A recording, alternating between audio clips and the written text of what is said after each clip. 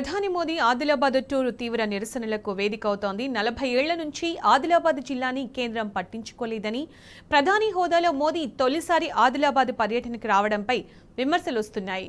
కేంద్రంలో 10 ఏళ్లు అధికారంలో ఉన్న ఆదిలాబాద్ని అభివృద్ధి చేయలేదని, ఎంపీ బీజేపీ పార్టీ నుంచి ఉన్న పైసా అభివృద్ధి జరగలేదని ఆరోపణలు వస్తున్నాయి.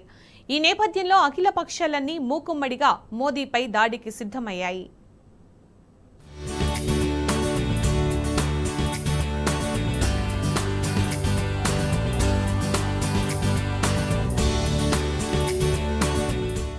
ఆదిలాబాద్ జిల్లాలో బీజేపీ ఆధ్వర్యంలో ఏర్పాటు చేసిన ప్రధాని మోదీ పర్యటన పట్ల జిల్లా ప్రజల నుంచి నిరసనలు వ్యక్తమవుతున్నాయి. కేవలం రాజకీయ లబ్ధి కోసమే సభ తప్ప జిల్లాకు ఎలాంటి లాభం లేదని అభిప్రాయాలు వ్యక్తమవుతున్నాయి. గత 10 ఏళ్ల బీజేపీ ప్రభుత్వ హయాంలో జిల్లాకు ఎలాంటి ఉపయోగం లేదని విమర్శలు వస్తున్నాయి. ఆదిలాబాద్ జిల్లాకు స్వయానా బీజేపీ పార్టీకి చెందిన ఎంపీ ఉన్నప్పటికీ ఎలాంటి ప్రయోజనం లేకుండా పోయిందని అఖిలపక్ష నేతలు విమర్శిస్తున్నారు. సిసిఐ పునరుద్ధరణ,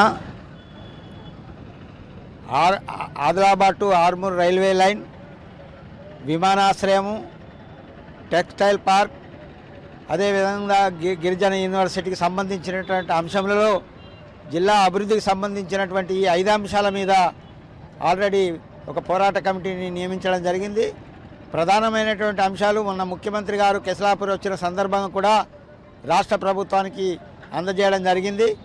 అదేవిధంగా రేపు 4వ తేదీన నరేంద్ర మోడీ గారు వస్తున్నటువంటి సందర్భంలో నరేంద్ర మోడీ గారు కూడా వినతి పత్రం అందజేయాలని, అదేవిధంగా 3వ తేదీ బైక్ ర్యాలీ ద్వారా ప్రభుత్వానికి అదేవిధంగా ప్రజానీకానికి తెలియజేయడానికి కొరకు ఈ యొక్క కార్యక్రమం తీసుకోవడం జరిగింది. ప్రధాన అంశం సిసిఐ పునరుద్ధరణ అయితే ఒక 5,000 మంది జీవనాధారంగా ఉన్నటువంటి ఆదిలాబాద్కు తలమానికంగా ఉన్నటువంటి సిసిఐని పునరుద్ధరించాలనేటువంటిది అనేక సంవత్సరాల నుండి పోరాటం కొనసాగుతూ ఉన్నది.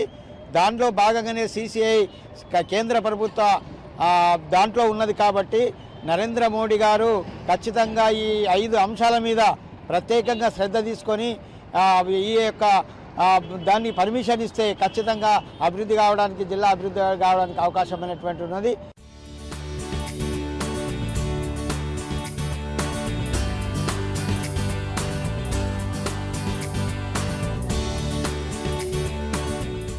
నలభై 41 ఏళ్ల తర్వాత ప్రధాని హోదాలో నరేంద్ర మోదీ జిల్లాకు రానుండడంతో ప్రజలంతా ఎన్నో ఆశలతో ఎదురు చూస్తున్నారు. అభివృద్ధి కార్యక్రమాల పేరిట రాజకీయ సభ ప్రధాని పెట్టబోతున్నారని, ఎన్నికల సమయంలోనే ప్రధాని ఎందుకు వస్తున్నారని అనుమానాలు వ్యక్తమవుతున్నాయి. ఎక్కడ చూసినా ఈ జిల్లాపై కేంద్ర పాలకులు చేసిన నిర్లక్ష్యమే కనిపిస్తోంది. ఉమ్మడి ఆదిలాబాద్ జిల్లా కాస్త 4 జిల్లాలుగా విడిపోవడంతో విద్య, ఉపాధి పరిశ్రమల పరంగా పూర్తిగా కేంద్ర ప్రభుత్వం నిర్లక్ష్యం చేసింది. మరి ఆదిలాబాద్ సమైనటువంటి సమస్యలు ఉన్నాయి. మరి 10 సంవత్సరాలు కేంద్ర ప్రభుత్వం ఉంది కాబట్టి మళ్ళా కూడా మరి ఓట్లాడడానికి రావడం జరుగుతుంది. కాబట్టి దయచేసి ఏదైతే మరి ఎన్నో సంవత్సరాలుగా మీ మంత్రి గారు ఇక్కడికి వచ్చి మరి సిసిఐని ఫ్యాక్టరీని పునఃప్రారంభిస్తానని చెప్పడం కాబట్టి దాన్ని అనౌన్స్మెంట్ చేయాలని, అదేవిధంగా ఆదిలాబాద్ టు ఆర్మూర్ లైన్ ఏదైతే ఉందో దాన్ని కూడా అనౌన్స్మెంట్ చేయాలని, ఆల్రెడీ ఎయిర్పోర్ట్ సమైనటువంటి సర్వే కూడా అయి ఉంది, దాని సమైనటువంటి ఎయిర్పోర్ట్ కూడా అనౌన్స్ చేయాలని, అదేవిధంగా నవోదయ సమైనటువంటి కానీ సిసిఐ ఆల్రెడీ ఫ్యాక్టరీ మరి ఇక్కడ సమైనటువంటి భూములు ఉన్నాయి కాబట్టి ఇవన్నిటిని కూడా డిమాండ్ అన్ని పార్టీలు మరి మా ఆదిలాబాద్ డెవలప్మెంట్ కావాలనే ఉద్దేశంతో మరి 40 సంవత్సరాల తర్వాత మోదీ గారు వస్తున్నారు కాబట్టి మీరు మరి వీటిని అనౌన్స్మెంట్ చేయాలని కోరుకుంటూ మా సమైనటువంటి అన్ని పార్టీలు మరి ఇక్కడ నిరసన కార్యక్రమం చేపడం జరుగుతుంది. కాబట్టి మరి దీనికి సంబంధించిన అన్ని పార్టీలు మద్దతు తెలిపినందుకు వారికి ప్రత్యేకమైన ధన్యవాదాలు.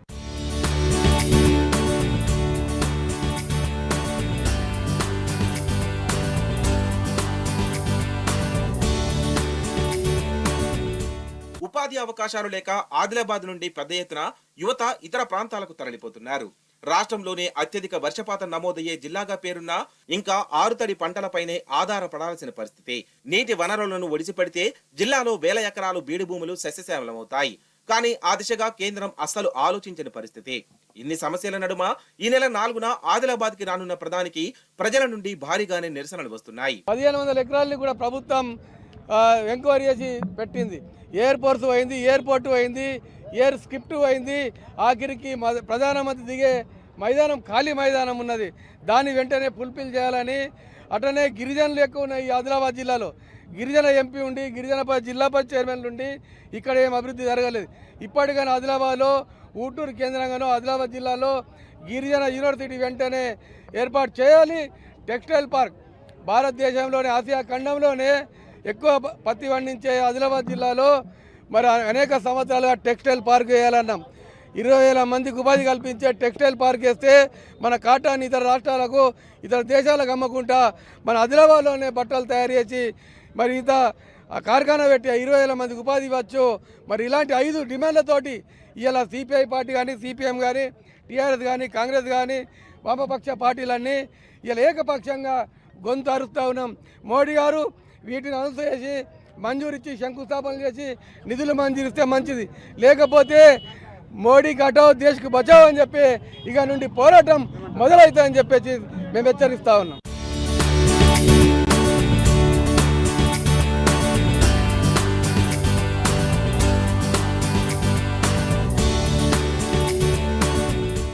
గత 30 ఏళ్ల క్రితం మూతపడిన సీసీఐ పరిశ్రమ కనుమరుగైపోతోంది.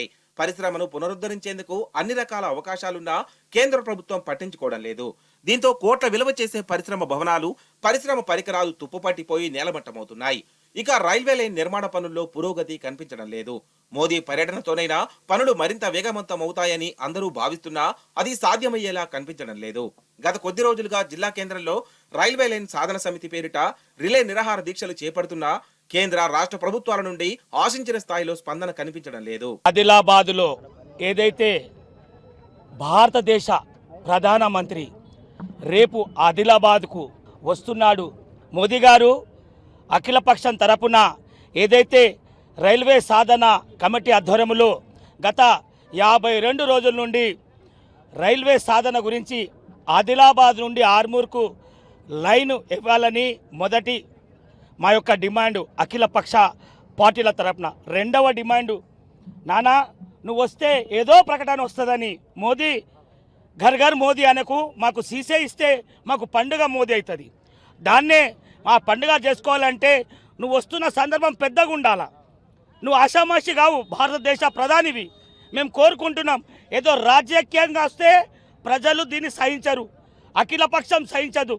దయచేసి మా డిమాండ్ ఏంటంటే సీసీఐని తెరిపించాలి. మరియు మా ఆదిలాబాద్ బిడ్డలు, ఆదివాసి బిడ్డలు సువర దూరం పోయి చదువుకుంటున్నారు యూనివర్సిటీలో, కడుపుకు మండి ఆ ఆకలితో తట్టుకోలేక ఎందరో విద్యార్థులు చదువు మధ్యలో ఆపేస్తున్నారు.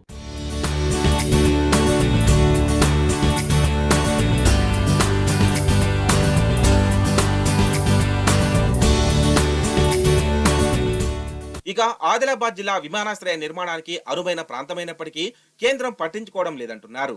అలాగే జిల్లా కేంద్రంలో కేంద్రీయ విశ్వవిద్యాలయాన్ని నిర్మించుకునేందుకు 10 ఎకరాల స్థల సేకరణను చేపట్టినా మంజూరు కాకపోవడంతో ఎదురుచూపులు తప్పడం లేదు. గిరిజన యూనివర్సిటీ వచ్చినట్లే వచ్చి చేజారింది. ఈ క్రమంలో ప్రధాని నరేంద్ర మోదీ జిల్లా పర్యటనలో ఇచ్చే వరాలపై ప్రజలు గంపెడాశలు పెట్టుకున్నారు. అయితే రేపు ఆదిలాబాద్ జిల్లాలో మోదీ పర్యటన నేపథ్యంలో అఖిలపక్షం ఆధ్వర్యంలో నిరసన ర్యాలీ చేపట్టారు.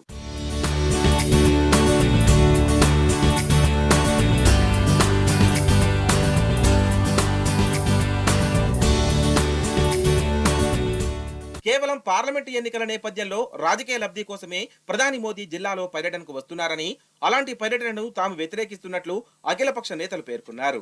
నిజంగా చిత్తశుద్ధి ఉంటే జిల్లా అభివృద్ధిపై మోదీ రేపటి ఆదిలాబాద్ బీజేపీ బహిరంగ సభలో స్పష్టమైన హామీలు ఇవ్వాలని అఖిలపక్ష నేతలు డిమాండ్ చేస్తున్నారు.